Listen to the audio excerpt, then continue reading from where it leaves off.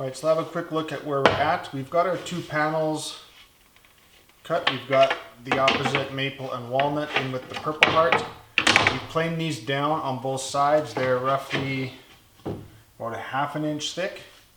A little thinner than we wanted, but that's okay. So the next is we're gonna cut out strips, basically this way, that are gonna make each of the maple and walnuts perfectly square. So I did ran a couple test pieces through. Basically this, when we cut it out, the walnut and maple will be the exact same width. So I'm just going to cut this out until it's done, and then we'll start assembling our sides and tops. Okay, ready, go. So here we have our cut and finished pieces.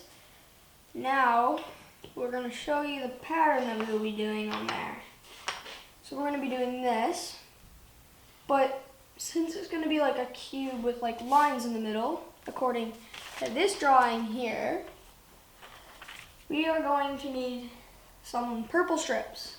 So those are going to be purple strips in the middle here, and we're going to be cutting this purple wood for each and every one of our sides. So today, we have all our patterns, and now we're going to need to glue these patterns together with these, so that when we put them on, it looks sort of like a Rubik's Cube, as you can see. But since we want this to open, instead of having one here, we're going to need to have a thicker one there, so that we can cut through it, so then the lid can just pop off. And then we're going to need to put another one here, and then we will glue all these pieces together and sand them down.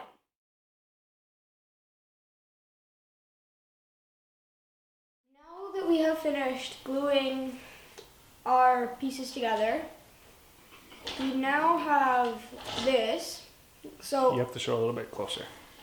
we have our almost finished one side, but see, there's these little knobs sticking out, so we have to use the table saw to cut that off, and we'll try not to trim the main piece. And after we have done that, this is what our cut product looks like. You can show both sides. And then we have our sanded product. Yep. And that's it for this step, right? Yeah. All right, so we're back.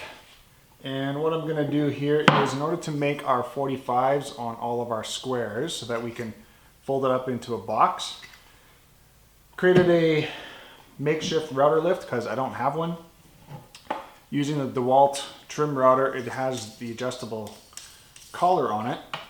So I just mounted that from underneath here, drilled a hole through the top, piece of plywood, make a small box, drilled a smaller hole at the top here because I don't want a lot of space for such a small piece, and made a quick fence with a dust port, just using a piece of, I guess the ducting that I had, that the 2-inch hose will fit on, and 2 holes on this. So I'm going to screw in one side, then I can adjust it so I get basically a 0 clearance on the bit, which is just a 90-degree 1/2 inch bit, I don't know what you call it. Anyway, so that way it'll give us a 0 clearance at the fence, so I get the least amount of chip out as possible, and the dust should come through this port, I think, because I've never done it this way.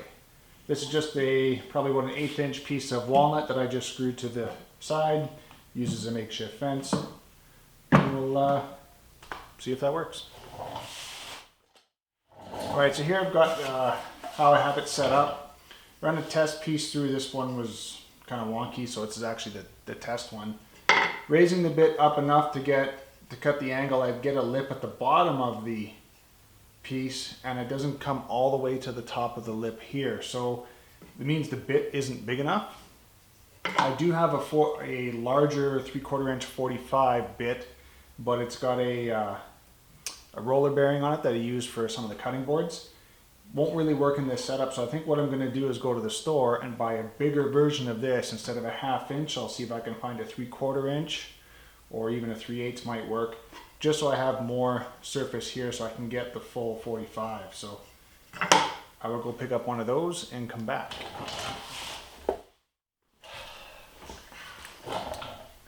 Let's see here. Let's turn this a bit. So I'm back from the store empty-handed.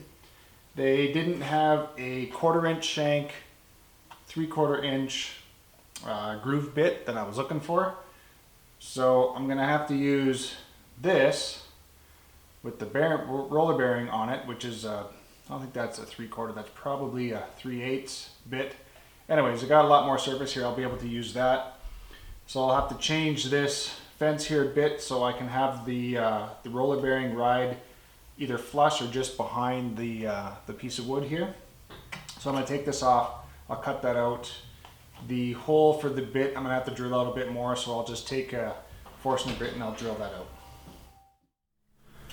All right, I thought I'd show what I did on the fence.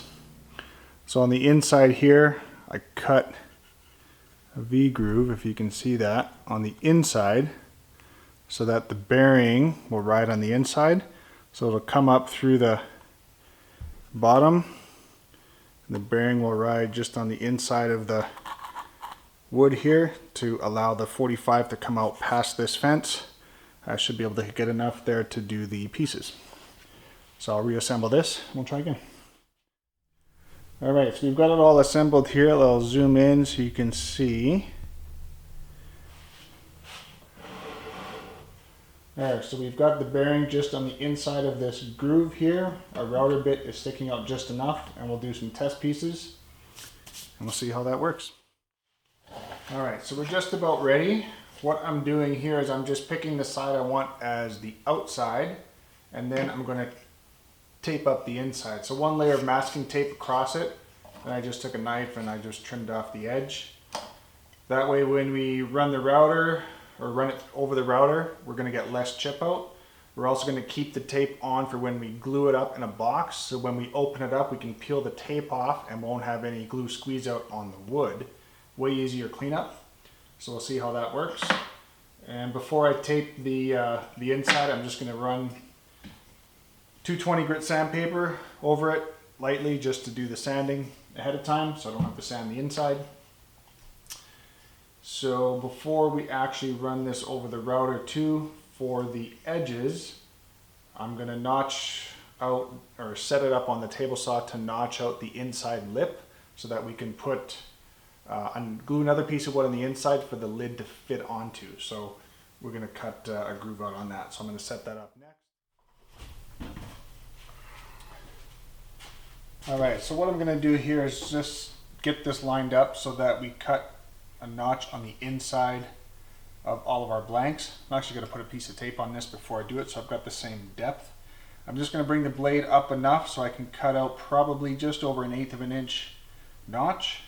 And I'll put 2 stop blocks so I can go side to side and just make a probably 1/4 inch, maybe about a 3/8 groove, and that will be on the inside of the box. So all I'm going to do is raise it up. What I have in here is a flat tooth blade. It's a finishing blade and it is 1/8 or full kerf width. So that's the blade I'm going to use so that the channel I make is flat and I don't have the little teeth in there. So that's what I'm going to do is I'll set that up, and once we've got this all set up then we'll come out and start cutting our pieces. Okay, so our second test cut is actually right here, and I wonder if you can see that. It doesn't like to it's a bit thicker on the outside wall, so we're gonna go with that.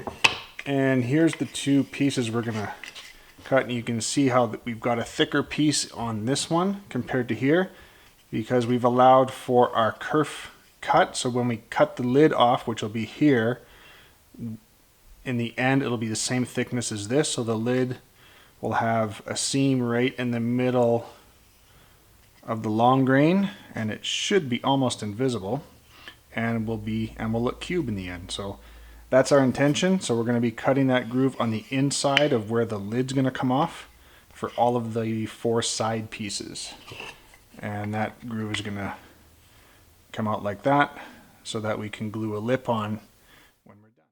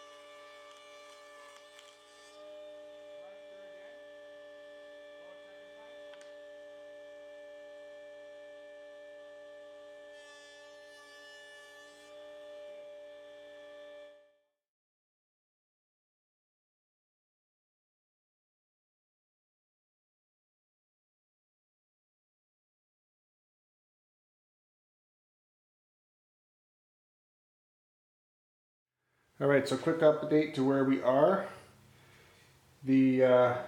Just use some tape to tape up all 4 or 6 sides together at the same time. You can see up close there's some little bit of a gap because there was a bit of a lip on the top edge, which I wanted to leave there. We're going to round this all off here. See if you can get a good view of that. Anyway, so what we did on the second one is using the sander here. I'm just going to round over the edges, and here's how it looks. We got a couple gaps in it still, so I put in some epoxy overnight, so I'm going to resand this down. And that's where we're at. So I'm going to finish all the edges on this other one to look like this. Finish off the epoxy sanding on this one. If there's no gaps on this one here, then we will cut the lids off here right away. Okay. I'm going to take off this one. Good idea.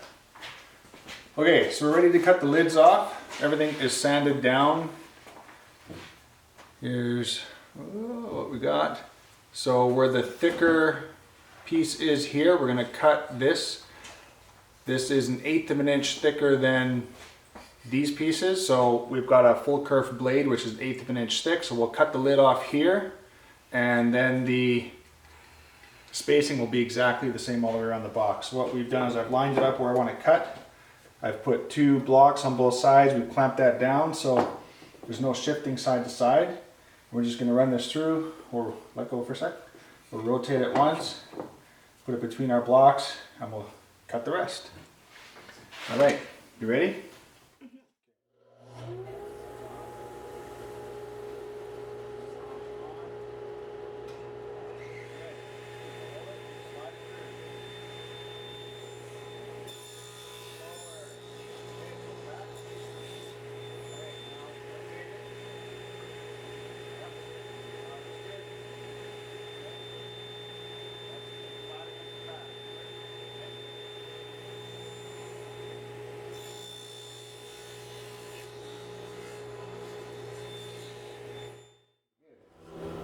So now, you can see on the inside we have a lip, and the inside of the lid we also have a lip, because we want to take another thin piece here, we're going to glue it on the inside, see how that comes up, and then the lid will fit on there and it won't slide off. Because right now, the lid doesn't, it just slides around, right? So, this might be a little too thick. So we'll get a couple strips, we'll cut this down and we'll get that done. There, so now we have our box. This is where our lid seam is. You can actually barely see it, and lid comes off, snaps on tight, doesn't fall off because we've got the little lip on it. So we've glued a couple pieces in, we just sanded it down. It was only, I don't know, 1/16 of an inch, maybe a bit more. There we go. So now we'll just put a finishing coat on it. Final product. So fold it like this. Do Yep. we put like, It's like a medium coat. so like a dip and then take it out. Yep, so we're gonna coat it with this. Just the poly. I am out of the general finish stuff that I like, the armor seal. So we're gonna use this. So what we'll do is we'll use these to dry them. We'll just set them on top after to dry. So we'll do the inside first, inside of each one, and then we'll do the outside and then let them set them down to dry. So we'll do one coat tonight and we'll do another one tomorrow. So, and then, Yep. is that enough? Yeah, you can do a bit more. And just try and get right into the corners there. And let it soak in really good. It's really hard to get right into that corner. Yeah, so you might need more on there to let it soak into the corners.